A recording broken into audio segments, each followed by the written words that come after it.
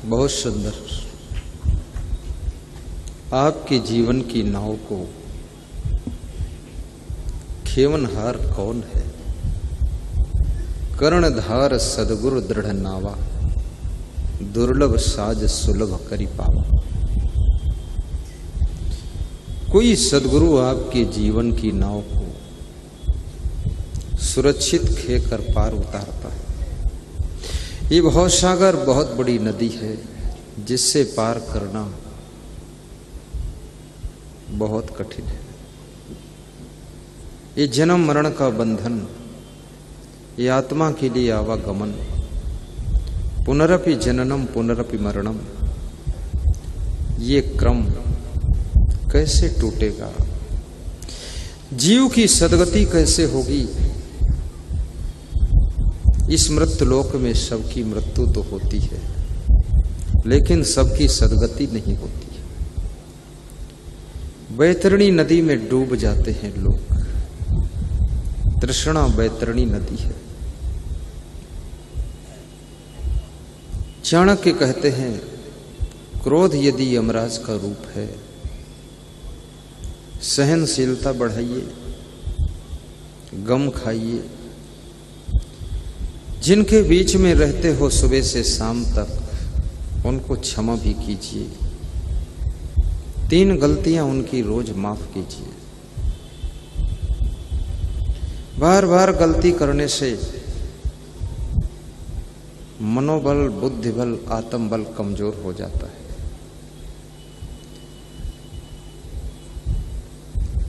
एक बार गलती करे तो कहते हैं ये गलती है, लेकिन बार बार गलती करे तो उसकी गलती फिर गलती नहीं मानी जाती है, वो गलती अपराध बन जाती है। और जब गलती अपराध का रूप लेती है तो याद रखना, फिर उसका दंड भोगना पड़ता है।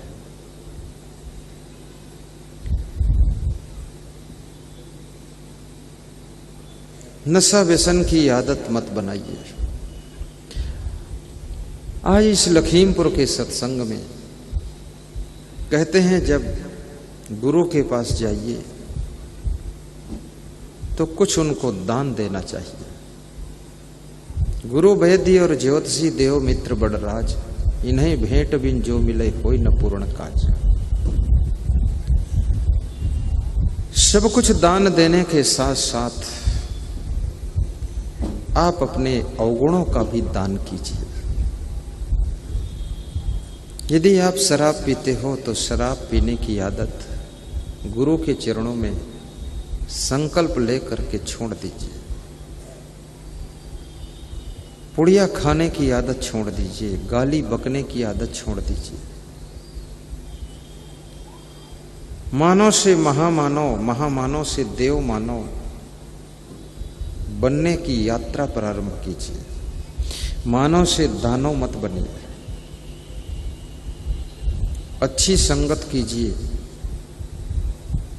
कुसंग से अपने को दूर रखिए और अपनी कमाई का 10% धर्मार्थ, परमार्थ, सेवार्थ में लगाइए। धर्म के प्रचार में लगाइए। अपनी कमाई का 10% रिश्तेदारों और परिवार, कुल कुटुंब वालों पर भी खर्च कीजिए, अन्यथा वे तुम्हारी निंदा करेंगे, विरोध करेंगे, ईर्ष्या करेंगे। अपनी कमाई का कुछ % राजनीति करने वालों पर भी खर्च कीजिए, अन्यथा वे तुम्हारे काम में बाधा डालेंगे।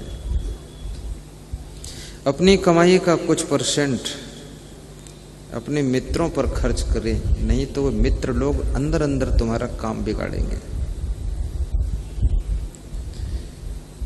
और अपनी कमाई का कुछ अंश सत्संग भक्ति में भी खर्च कीजिए।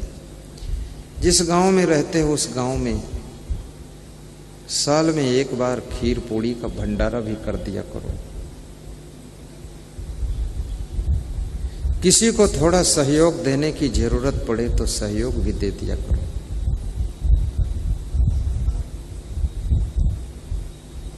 और जो सहयोग करता है उसी को सहयोग मिलता भी है।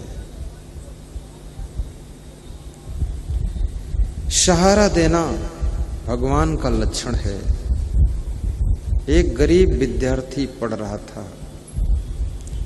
एग्जाम देने के लिए जाना था, सर्विस के लिए इंटरव्यू था। बहुत लोगों से उधार पैसे ले चुका था। आज ऐसी स्थिति आ गई, उसके पास किराए के भी पैसे नहीं थे और इंटरव्यू का लेटर आया था। रिटन परीक्षा पास कर चुका था, बस इंटरव्यू परीक्षा में पास होकर सर्विस ज्वाइन करना था। शाम को दुखी होता है, क्या करूं, घर में गरीबी बहुत है। माँ भी रोती है कि बेटा कुछ है नहीं, क्या करूं। जो भी थोड़ा जेवर था सब बेच कर तेरी पढ़ाई में लगा दिया। तेरे पिता तेरे को छोड़कर बहुत पहले परलोक चले गए। तेरा कोई भाई भी नहीं है, बहन भी नहीं है, रिश्तेदार भी सब उधार दे चुके हैं, किससे मांगूं। जिसका लिया है उसका भी दिया नहीं है। तो उस बेटे ने कहा, माँ, रोने से कोई समस्या का समाधान नहीं होता है, दुखी होने से कोई रास्ता नहीं मिलता है, मन को व्यथित करने से शरीर में बीमारियां बढ़ती हैं, लेकिन सॉल्यूशन नहीं निकलता है। माँ, रात में सो जाओ, सवेरे कुछ उपाय निकलेगा। रात सोते हैं, सवेरे उठते हैं, स्नान करके बेटा कपड़े पहन करके थैला ले करके इंटरव्यू का लेटर लेकर घर से निकलता है। माँ ने कहा, तेरे पास किराए के पैसे नहीं, क्यों जा रहा। बोले, एक कदम बढ़ाने दो, कुछ कृपा होगी जरूर। रेलवे स्टेशन पहुंचा, किसी से हिम्मत नहीं पड़ी पैसे मांगने की। बस स्टेशन गया तो वहां भी किसी से मांगने की हिम्मत नहीं। मांगना भी बहुत कठिन काम है, हर व्यक्ति मांग नहीं सकता। मांगने में शर्म भी लगती है, मांगने में थोड़ा अपमान भी लगता है। ये मांगना आसान नहीं। और जिनकी मांगने की आदत पड़ गई है वो मांगना छोड़ेंगे भी नहीं। कितना लोग अपमान करें, वो खीसे काटते रहेंगे, मांगते रहेंगे।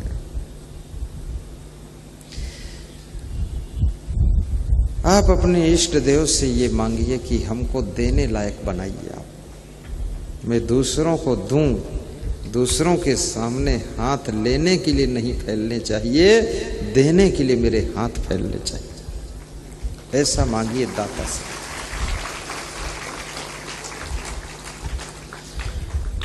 दाता बन करके जियो। तो उसने देखा कि बस अड्डे के पास में एक मंदिर है, मंदिर के पास पुजारी बैठा है। तो सोचा मंदिर में चलो, शायद पुजारी कुछ सहयोग कर सकता है। वहां गया तो देखा मंदिर के किनारे साइड में एक साधु बैठा हुआ है और मंदिर में जो लोग दर्शन करने आते हैं वो साधु को कुछ दक्षिणा भी दे जाते हैं। तो सोचा पुजारी दे न दे, ये साधु तो दे ही सकता है। साधु के पास गया और कहा, महात्मा जी, बड़ी हिम्मत करके आपसे मांग रहा हूं, इंटरव्यू में जाना है, किराए के पैसे नहीं, क्या कुछ दे सकते हो। तो महात्मा ने कहा, मुझको जरूरत भी नहीं, मेरा नियम ये है कि दिन भर में जो भी हमको लोग दे जाते हैं, तो मेरे शुगर की बीमारी है, थोड़ा बीपी की बीमारी है, तो उसकी दवा लेता हूँ और एक टाइम भोजन की व्यवस्था करता हूँ। बाकी जो पैसे बचते हैं वही मैं मंदिर की पेटी में डाल देता हूँ। तो आज अगर ऐसी बात है तो मैं तुमको सब दे देता हूँ। तो उसको दे दिया। उस विद्यार्थी ने प्रणाम किया, मंदिर में सिर झुकाया, पुजारी को धन्यवाद दिया और इंटरव्यू देने के लिए चला गया। दूसरे दिन जब लौटा और बस अड्डे पर उतरा तो मन में इच्छा हुई कि उस साधु को धन्यवाद दूं, इंटरव्यू में पास हो गया हूं, सर्विस मिल गई है, उसने मेरी कितनी मदद किया है।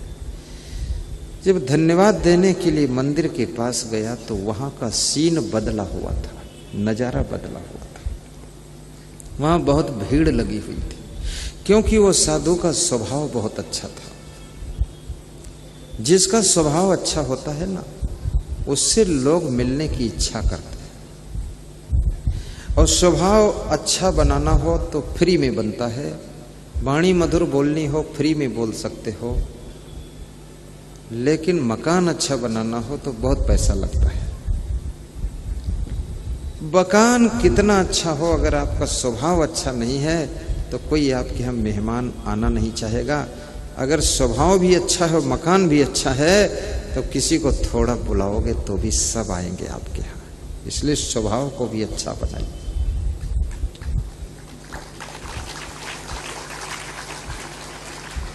कोई आपके यहाँ मेहमान आता है तो उससे कम इतना तो बोलिए, आइए बैठिए और पानी पिलाइए और पूछ लो कुशल मंगल तो होना। बहुत दिन बाद आए, थोड़ा जल्दी आया करो। तुम्हारा कोई गरीब रिश्तेदार हो या अमीर रिश्तेदार हो, सबको प्रेम देना। क्योंकि किसी को क्या पता कौन गरीब कब अमीर हो जाए और कौन अमीर कब गरीब हो जाए। दिन बदलने में देर नहीं लगती है। समय बदलता है तो भाग्य भी साथ में बदल जाता है। किसी को दीनहीन गरीब समझ करके उससे ये मत सोचना कि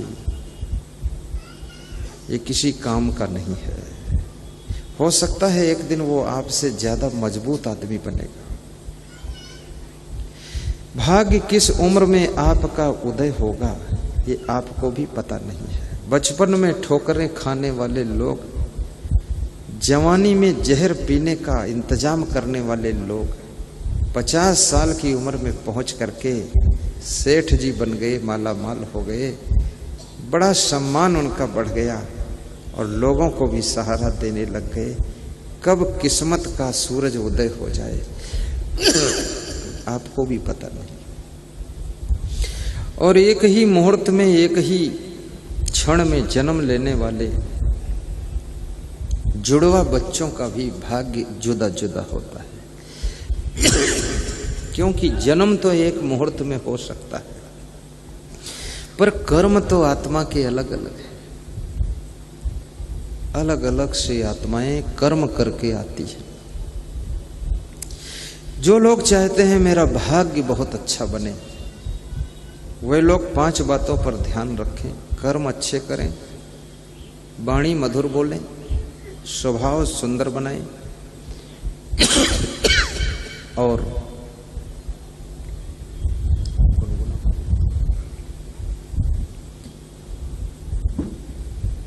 चरित्र को चमकता हुआ रखें और व्यवहार पवित्र रखें। ये 5 चीजों से आपका भाग्य उदय होगा। सोई हुई किस्मत जागेगी। और ये करके देख लेना। तुम ये मत समझना कि मेरे पिताजी गरीब थे तो मैं भी गरीब रहूंगा। नहीं नहीं, पिता पिता है, तुम हो। ये भी मत सोचना मेरे घर में, परिवार में कोई राजनीति नहीं करता था तो मैं भी राजनीति क्या करूंगा, मैं बिजनेस क्या करूंगा, कोई करता ही नहीं था। मैं साधु क्या बनूंगा, कोई मेरे घर में पीढ़ी दर पीढ़ी से बना नहीं है।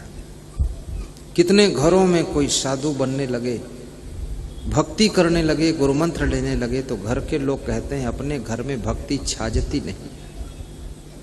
अपने घर में कोई कबहू साधु पीढ़ी दर पीढ़ी से बने ही नहीं और तुम नवा काम शुरू करी हो, कुछ ना कुछ बर्बाद हो ही जाए। बहुत समझाते हैं लोग। उनसे पूछो अपने पीढ़ी दर पीढ़ी से कोई मोबाइल नहीं चलाई रहे तो तुम चलावत तो बर्बाद नहीं भी। तुम्हारे पूर्वज कबहू ट्रैक्टर नहीं रखे, ट्रैक्टर रखे हो तो बर्बाद नहीं भी हो। और तुम्हारे पूर्वज पैंट नहीं पहरे रहे तो पैंट फटी पहरे घूमत तो बर्बाद नहीं भी हो। और तुम्हारे पूर्वज कबहू भक्ति नहीं करिन तो वही नहीं करिन, उनको समझ नहीं थी, ज्ञान नहीं था इसलिए नहीं किया। प्रहलाद के पिता हिरण्याकश्यप ने भक्ति नहीं किया था लेकिन उनके बेटे ने भक्ति किया था और बेटे की भक्ति के प्रभाव से प्रहलाद की भी मुक्ति हो गई थी और हिरण्यकश्यप की भी मुक्ति हुई थी।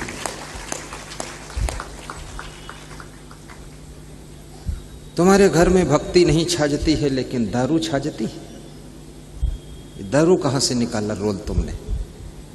पुड़िया छाजती है, गाली गलवत छाजता है, झूठ बोलत खूब छाजत है, आलसी बने पड़े रहा सवेरे 8 बजे तक सोवत है, सब छाजत है। खाली गुरु का ज्ञान नहीं छाजत है। लोग बड़े खिलाड़ी सोचते हैं अभी ये गुरु मंत्र ली फिर साधु न बन जाए। साधु कहां बन जाएगा? साधु बनना कोई खेल तमाशा है? साधु जो बन गए वो ठीक ठाक बने तब तो।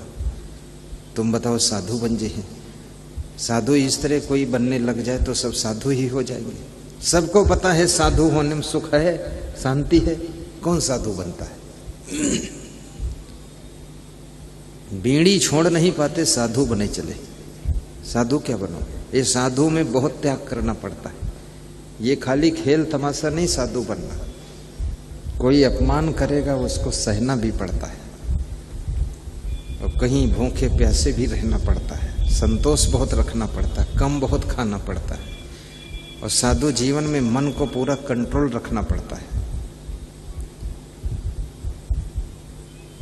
और साधु जिसके घर में एक भी व्यक्ति साधु हो जाए 21 पीढ़ियां उसकी तर जाती है। अब एक व्यक्ति अगर तुम्हारे घर में गुरु भक्त हो जाए तो तुम्हारी 21 पीढ़ियों का कल्याण हो जाता है। भक्त होने दो उसको।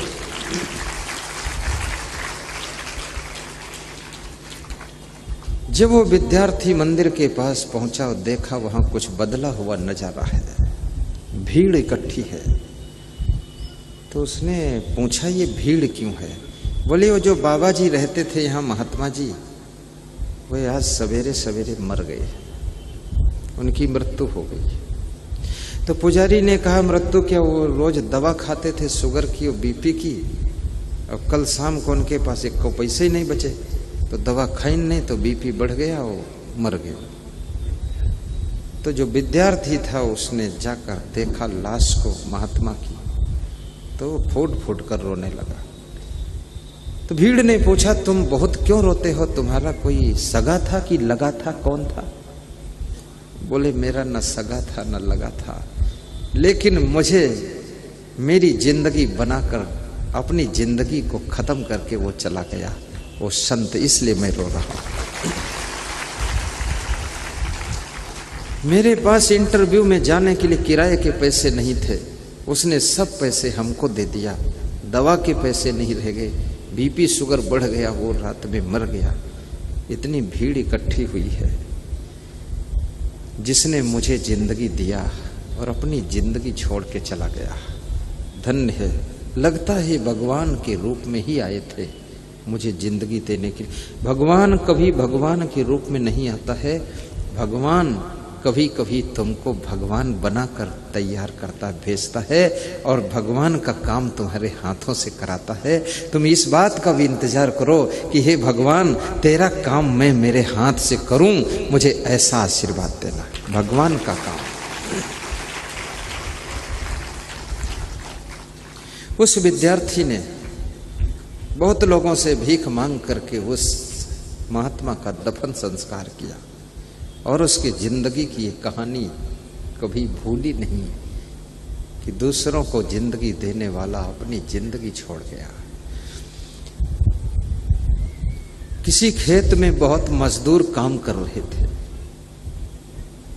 उनके थैले सड़क किनारे रास्ते में रखे हुए थे। गुरु शिष्य दोनों निकलते हैं रास्ते से, तो बोले थैले इतनी दूर रखे हैं और काम इतनी दूर कर रहे हैं, गुरुदेव इसके थैले का कुछ सामान चुरा लो, निकाल लो। चेला थोड़ा चंचल था, चुट्टा था, धीरे धीरे सुधरेगा। कितने गुरुओं के चेला भी चुट्टा होते हैं, झुट्ठा होते हैं, बतकट्टा होते हैं, और कितने शिष्य इतने महान होते हैं, सोना भी उनके लिए मिट्टी से भी ज्यादा खराब है।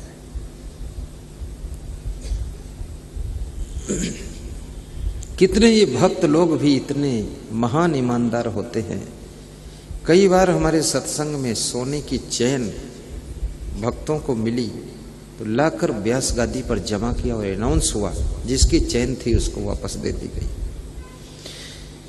कई बार लोगों के रुपये गिर गए, बटुआ गिर गया, लाकर लोगों ने दिया, अनाउंस हुआ और उसको वापस मिल गए। याद रखना, कंचन को मृतिका समझ जाने, कामिन काष्ठ शिला पहचाने, तुलसी भूल गयो रस एहा, सो नर प्रकट राम की देहा। जो कंचन को मिट्टी के समान देखता लालच नहीं आता है, जो कामनी को शिला पत्थर की चट्टान समझता आकर्षित नहीं होता है, और जो अपनी आत्मा का रूप सबकी आत्मा में देखता है, तुलसीदास कहते हैं वही तो राम भगवान का रूप है। वो भगवान के रूप में आया है, उसको पहचानो।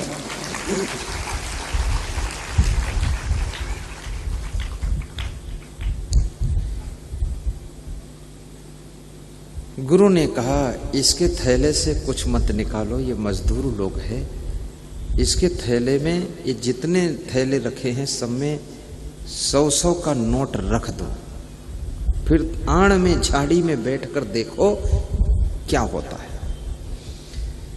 तो शिष्य ने 100-100 रुपये सभी मजदूरों के थैले में रख दिया। 20 थैले थे, रख दिया, और झाड़ी के आड़ में गुरु शिष्य बैठ गए। शाम को जब खेत का काम खत्म हुआ और मजदूर आए, अपना अपना थैला उठाया, थैला खोल कर देखा तो नया 100 का नोट निकला। तो आकाश की ओर देखा और कहा कि ऊपर वाले ने आज नया 100 का नोट मेरे थैले में रखा। सबने खोल खोल कर देखा, सब में थैला निकला। तो गुरु ने अपने शिष्य से कहा कि सुन लिया, ऊपर वाला कब तुमको ऊपर वाला बनाकर भेज दे ये तुमको पता नहीं रहता है, इसलिए कभी किसी के साथ में अच्छा कीजिए, बुरा करने की कोशिश मत कीजिए, क्योंकि ऊपर वाला तुमको ऊपर वाला बना सकता है।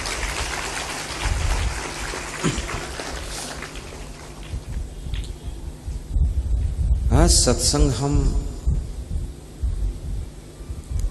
मेरी इच्छा होती कल भी सुनाऊं क्या,